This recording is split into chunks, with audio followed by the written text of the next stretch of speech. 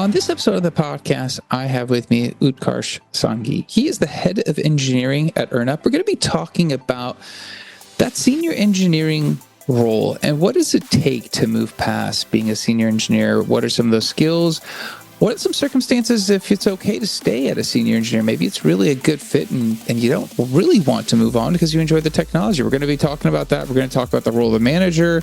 We're going to be talking about mentorship, a lot of stuff. We're going to try to jam in here. Utkarsh, thanks for taking some time. Thank you for having me here. It's nice to be here. Absolutely. All right, EarnUp. Tell everyone what you guys do over there. Great. So EarnUp is a mortgage servicing company. We provide a solution that allows financial servicers, financial institutions to service their mortgages in a way that they don't have to handle collections, calling people, moving the money. We handle all of that on our platform. They can focus on making mortgages and receiving the money that they're owed. Okay, so let's talk about this topic. You mentioned it, and I thought it was really great because a lot of people are always trying to obviously move up the career ladder, the engineering ladder, and that senior engineering role is an interesting one because sometimes people end up staying for a variety of reasons. And I don't think it's necessarily a good or bad thing. It's a personal decision. Let's talk about that. So as an engineering leader, you see all levels of engineering.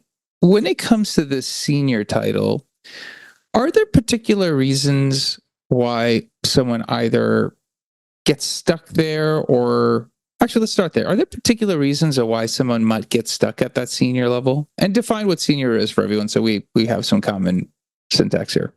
Yeah, let's start with the definition of senior engineer. A senior engineer is an engineer who can handle project level complexity. And that means that they are given a vague objective. Please build me XYZ solution. Build me a website for myself. Build me a website for this voice actor. This kind of vague problem statement can be translated into key deliverables that can then be farmed out to other engineers who are more junior or done by the senior engineer themselves.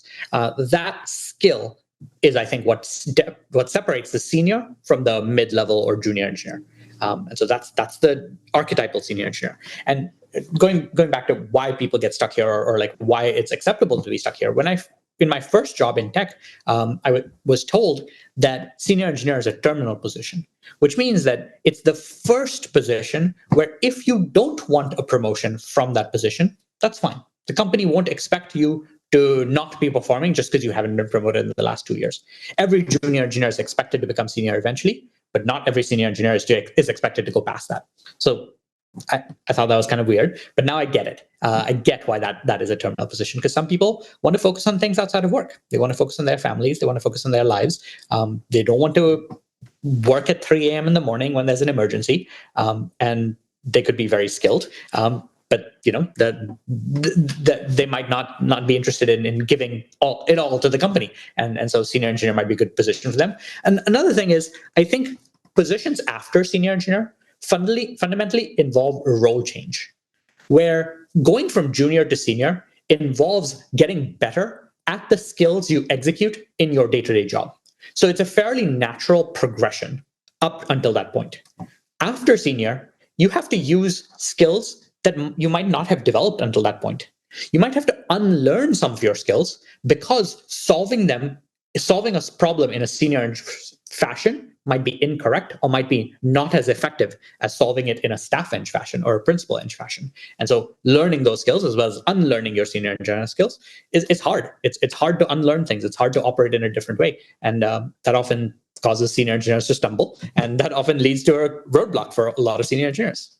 Absolutely. I mean, I love the overview, and I love the reasons. And I guess a question when it comes to the senior engineering role, if someone decides that's a good level for them, they're really happy with what they're doing, they enjoy the technical aspects of it, it fits their lifestyle.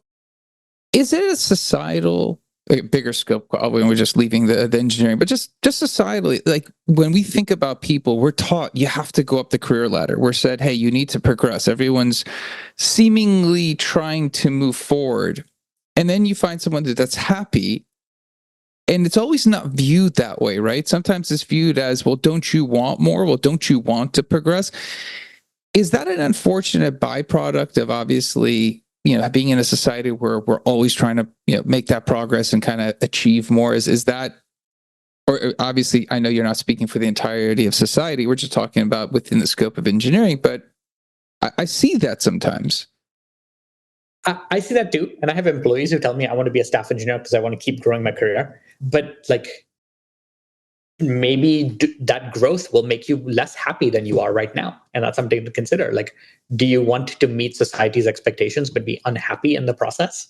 I personally think like individual happiness and the happiness of my family is perhaps more important. And so that's what I'm optimizing for. But I think it depends on the individual. Like some people, their career title is maybe more important to them. And so for those people, like maybe going for promotion, trying to become higher in engineering is the right call. I do want to make an analogy to like a different profession. In academia, administrators are compensated way more highly than professors. However, we don't think of administrators as being higher on the track than professors. So there are ways where you could be low, like not growing on the track, but still in a position that is of high respect, that you like, that gives you job satisfaction. Yeah. And that might be senior engineer for you. When we're talking about an engineer, obviously, they're in a team. They're made up of a manager, certain people who carry out work. Every structure is different, so we're speaking very generally. When we're looking at the structure, we're looking at a senior engineer. We're talking about growing past the senior engineer. The role of the manager has to be included here because it might not always be the senior engineer that might or might not want to progress. There's a manager that also does performance evaluations, is doing the mentorship. Talk to us about the role of the manager. And I'm not saying the senior engineer stalls out because of the manager, but just the curious, when we're talking about someone who's hit that senior engineering role and whether they move forward or not, where does the role of the manager play? I know for me personally, I've seen the most growth when I've had a good relationship with my manager, regardless of my skills or my manager's skills. So maintaining a good relationship with your manager, I think, is important. Ignoring the skills aspect of it, it allows you to be more effective because you have open lines of communication, and that just leads to natural synergy in the workplace. Ignoring the promotions, ignoring the titles, like just having a good relationship with your manager is useful.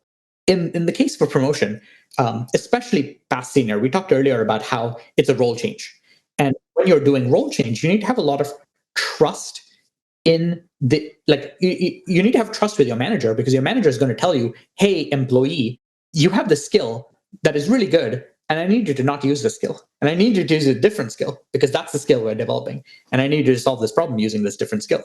And you have to trust that person. And so that basis of trust is very important because if you don't trust your manager, you're not going to be able to use that feedback. You're not going to be able to use that advice. And if you don't act on the advice, they're not going to see you improve. And so it's kind of like a chicken and egg thing. Like you need to first establish the relationship so that then you can trust them and act on their feedback, and then they can see that you're acting on their feedback, which results in them seeing growth in you. So it's sort of a symbiotic thing, in my opinion. When you're looking at a senior engineer and they want to move to, let's say, a staff, or they want to move to, let's say, even a people manager role, right? So those are two different options. They have two different tracks they have that they can possibly take. How do you advise people who are that senior engineering role to kind of, what's that mentorship like in terms of trying to figure out which of those paths might be better and kind of helping them close that gap? So I start with, what does this person want to do in a day-to-day, and what do they want to achieve as a result of their goal, or of their role, sorry. Because once we have these two things, we can figure out what role would be a good match for them. Because often people who don't have a given role, they ascribe certain elements to that role that might not be true. I know before I became a manager, I thought managers had all this power and they could exercise this power. And so I wanted to be a manager because I could exercise that power. And now I realize power is not given to anyone. Like, managers are not bestowed with power. In fact, in many ways, they're not as powerful as ICs. But you don't know that before the fact. So I instead say, what work do you want to do, and what outcomes do you want to drive in this role? And through that conversation, maybe we can figure out which role is ideal for this person. Maybe they want to continue as a senior engineer. Maybe they want to drive larger technical change. That would be an ideal role for a staff engineer, because that's what the staff engineer does. They drive technical change across organizations. They solve problems across organizations and teams. And then maybe they're more interested in people development. Maybe they really enjoy mentorship. Well, then maybe people management is a better avenue for them, because they get to exercise those skills more. It's an interesting question I'm going to ask, and I'm not sure your response, because we didn't talk about this, but I want to get your thoughts on this. And I think it fits within the context of when we're talking about an engineer, let's say at a senior level, someone is looking at this person's work, they're determining the skills required to move up. It's a manager through performance reviews. There's a component of this is, yes, some science. I can read your code and I can determine whatever quality, that bar that we're talking about. There's also art, because as every engineer would tell you, there's not one way to do this. There's multiple ways. And also then, is there a limitation on how good the manager is an engineer? What if that manager can't foresee why this person's skills are being applied a certain way, because they can't potentially work with that person's skill set, right? And again, not trying to assign blame to the manager or the engineer, but I'm curious because there seems to be a fair amount of subjectivity within this discipline of software engineering that creeps in. And if we're talking about someone that's stuck at the senior engineering level by choice or not by choice, how does that subjectivity get worked within engineering leadership? I guess that's maybe my question to you. I think it's very hard for someone to measure a skill that they don't have. So if this senior engineer has a manager who is never a staff engineer, it's going to be very hard for that person to accurately measure, accurately advocate for, just like accurately help the senior engineer become a staff engineer. So I personally think like all managers should be at least a staff engineer, because if you're expecting staff engineers to report to them, like they have to at least have experienced that or grown to that level. That being said, I agree there is subjectivity to skill assessment, but that's why I'm not sure skill assessment is necessarily the right way to do promos. And I think promotion is more about impact and what objectives you have achieved, as opposed to how you have achieved those objectives. And the objectives you've achieved, maybe we can set them as goals even before. So we have objective measures, like you're going to improve my monthly active users from X to Y, and it doesn't matter how you do it. It just matters that it goes to Y. Okay, I quite like that. I think that's a good view of it. I think as you're talking about the engineer that's hit a senior level, there's obviously, as you mentioned, there is a role change, which is very interesting to talk about that in of itself. And we're also looking at the standpoint, if they do want to get to that staff level, there might be a technical gap. Let's talk about the technical gap first. If there is a technical gap, we're talking about a senior engineer, 6+ years experience. This person's been doing the job. Where does that technical gap get closed? How does a senior engineer level up? I hate that term, but how do they level up their skills to push to staff? Yeah, I'm going to say something kind of controversial. So feel free to push back on this. I'm not sure there's a big jump from the technical skills of a senior engineer to staff engineer. There maybe is a jump, but the way I would phrase it is, as a senior engineer, you're expected to be up to date. So a senior engineer who's up to date on 20 years ago's technology is expected to brush up and learn today's technology to be employable in today's space. In that process, they're going to acquire new technology skills. That means that the process of acquiring new technology skills is part of the skill set of the level 5, the senior engineer. It's not part of this level of the staff engineer. So they already have to be able to teach themselves. And if they can teach themselves one thing, they can teach themselves anything. And so the skill of skill acquisition is a senior engineer skill, and you have to already have mastered it by the time you're a senior engineer. So there's no additional skill there for becoming a staff engineer. I mean, that's fair. And I think obviously within the construct of, what we're talking about, I think that makes sense, right? And I think maybe the subsequent question then is if somebody is at a senior level and it's not technical, we are starting to look at bigger picture impact You mentioned impact of their architectural decisions, their coding decisions, impact of some of those factors. When you're starting to look at that impact, and to get to that staff, get to that principal role, you must now oversee and understand upstream and downstream work components, right? How do you bridge that gap? Because I think that's not necessarily, okay, that's fair. I think you're right. That's not necessarily a hard skill of the coding itself, okay? But there are other technical skills and understanding of how pieces fit that are no longer just, I know the syntax to deliver X, Y, and Z.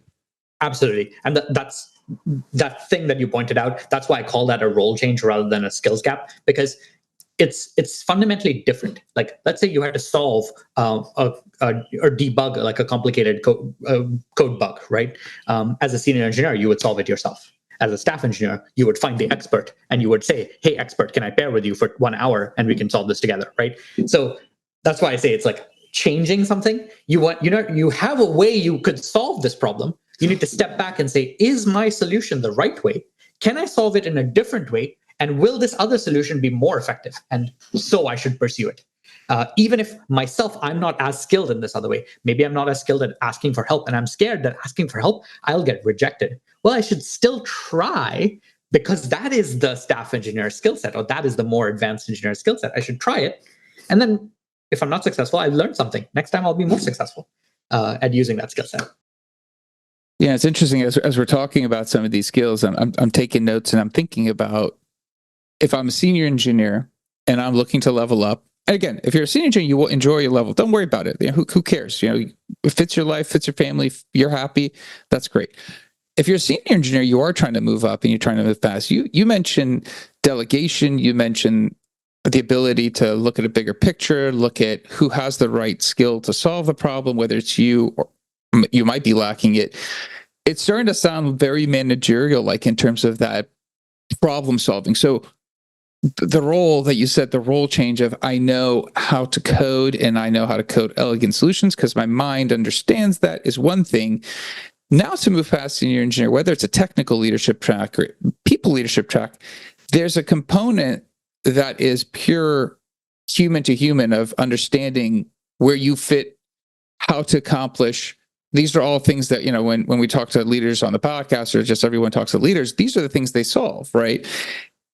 I guess when you're a tech, and we can use you as an example. So when you got into engineering leadership and you had to give up the comfort of knowing how the cake was baked and you had to start trusting others for baking the cake, what is that gap like when we're trying to help a senior engineer move past that?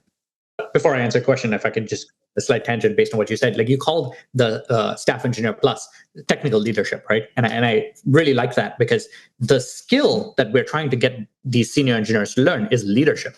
And be they growing on the technical leadership track or the people leadership track, they still need to acquire the leadership skill first. And that is what this role change is focused on, is don't solve your problems with engineering, solve them with leadership so you can develop leadership. And then you already have engineering. Now you have engineering and leadership. Technical leadership is in your grasp. Maybe you can learn people management, and now your people leadership is in your grasp. But that's where I see that like split and divergence.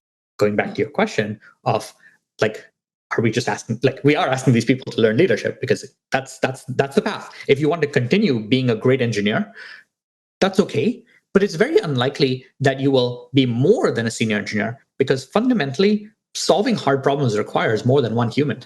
And working with many humans requires bringing them together. And that is leadership, bringing many humans together to solve a problem. And so like, you're always going to have to work with people.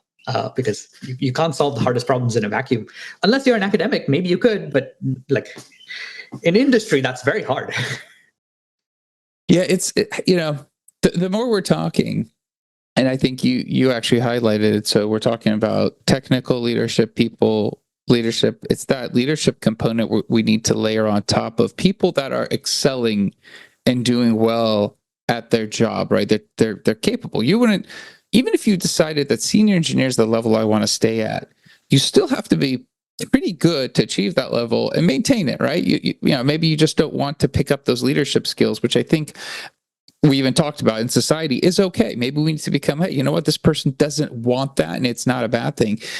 When we're talking about this leadership thing, and it's kind of partly why the podcast has been talking about leadership a lot, and I think I mentioned it to you, was noticing the gap of there isn't a whole lot that people get in terms of leadership training unless it's a mentoring on the job.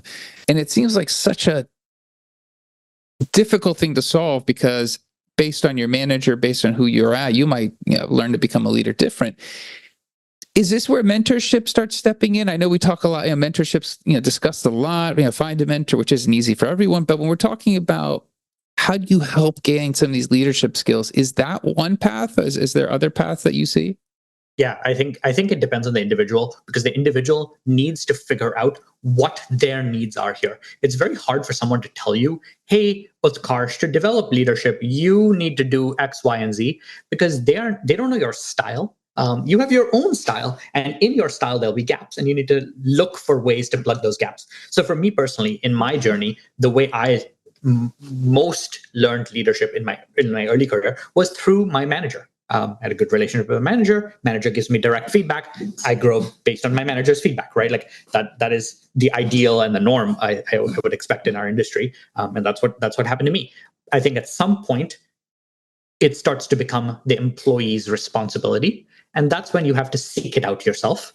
And this could be in your network, this could be in your company, or this could be external. I know I personally pay for personal development, and I know a lot of my peers do that as well, where they personally pay for professional development through coaches, through mentorship, through various other means. I think sometimes engineers are sort of loath to do this because they don't see the value in it. And I certainly did not see the value in this when I was a senior engineer. It took getting past it to see the impact, and then to be like, oh, I now will invest in it in the future, because I won't see the impact immediately, but I have seen the impact in the past. So I know that it is actually impactful. Interesting. I love the conversation. I know, when we were talking about this, and we talked about getting to the senior engineering role. When I was thinking about this episode, I was a little bit concerned, is it going to have a negative connotation? And the more we've been speaking about it, I've actually come to the conclusion for myself, and obviously every listener can take it for themselves, is that it's not what everyone else thinks or cares about. It's really where you're at, what you want. And if you do want to progress, there are doors. And if you don't want to, that's okay. I think the manager, going back to that role, the manager, I do think it's tricky. And maybe this will be my final question to you, because is a manager, and we'll talk about you, right? When you see somebody who wants to stay at a senior engineering level, how do you start planning around that? Because you might need a staff level. Typically, you'd love to see that senior engineer move into a staff level. All of a sudden now, you might have to go external to the company, bring somebody in. They don't have all the same tribal knowledge as moving through that senior level. It does make it a little complicated for you. Talk to us a little bit about, from an engineering leader perspective, managing to somebody else who's okay staying there and having to manage around that person a bit. A little complicated question, but I'm curious. I'm going to reveal one of my heuristics, which perhaps might be not great because other people might have different definitions of this heuristic. But in my experience, 1 in 10 senior engineers become staff engineer. Maybe it is as high as 1 in 6. Maybe it's as bad as 1 in 15. But the ratio is somewhere there, right? Like 1 in 6 to 1 in 15. So by default, I don't expect my senior engineers to become staff engineers. Like, they have to prove to me that they're going to become staff engineers. But by default, that expectation is not true just based on the numbers. Like, if it's a 1 in 6 chance, there's 5 out of 6 probability you're not going to make staff engineer, right? So if I have a staff engineer need in the company, unless there are people who are already on track to develop towards it, it's going to be an external hire, because people aren't just going to magically develop that skill in 3 months, in 6 months. They have to have a concerted effort. They have to be doing it, and they have to want it for a certain period of time. And like, roles usually take 6 months to open, 3 months to open. So you already know when you're opening a role, I know someone is like going to be a good fit for it. And if not, it's going to be an external hire. Absolutely. Utkarsh, I appreciate you coming on, man. This is a great topic. I don't think we'll exhaust it. I could probably keep talking about this. We'll find a new place to go. I know you got to get back and get back to actually doing the people management and leadership for your company there at EarnUp. But tell me, if somebody wants to reach out to you, it sounds like you're very open, very communicative in terms of the subject. Is there a way that people can touch base with you to learn a little bit more and maybe, get some mentorship or just ask you any questions they might have? Definitely. I'm not on a lot of social media, but I am on LinkedIn. So you can find me on LinkedIn. And you can also reach out to me in my email. My email is my full name, utkarshsangi@gmail.com. Okay. All right. Well, we'll include some of those links so people can find you. Again, thanks for coming on. Thanks for sharing. Thank you very much. It was great. All right. Absolutely. That's it for this episode. We'll be back again, different guest, different topic. Until then, two things. One, I thought this was a great topic. When we first spoke about it, I wanted to make sure that we did the topic justice. Hopefully you found value in it. And I think we really talked about some great components of what it means to be a senior engineer, move past it, talked about leadership, the role of the manager. Hopefully you will find someone else who will benefit from this episode. Please share it with them. I'd appreciate that. Also, like, subscribe, comment. Let me know how you think the podcast is going. Until next time, thank you and goodbye.